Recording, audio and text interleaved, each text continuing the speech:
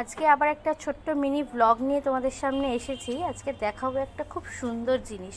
দেখো তো, এই গাছটা চিনতে পারো? কি গাছ বলতে পারবে কেউ?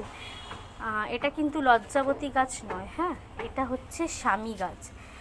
কথায় আছে 10টা বেলপাতার সমান একটা স্বামী পাতা।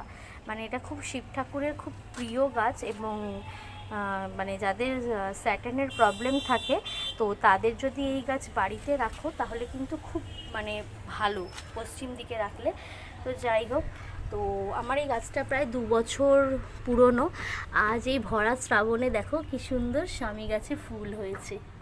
আমি এটাই শেয়ার করার জন্য এসেছি। মানে স্বামী গাছে ফুল সাধারণত খুব একটা দেখা যায় না, তো আমি মানে বিশাল বড় একটা প্রাপ্তি পেয়েছি বলতে পারো। এরকম মানে এরকম ভরা শ্রাবণে একটা এরকম স্বামী ফুল এই গাছে ধরেছে, খুব সুন্দর। তো যাই হোক, গাছকে ফুলটা আরও সুন্দর দেখতে ছিল।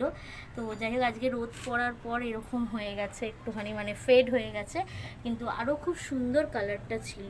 তো তোমাদের সাথে ভাবলাম একটু শেয়ার করি, তোমরাও একটুখানি দেখো, দর্শন করো।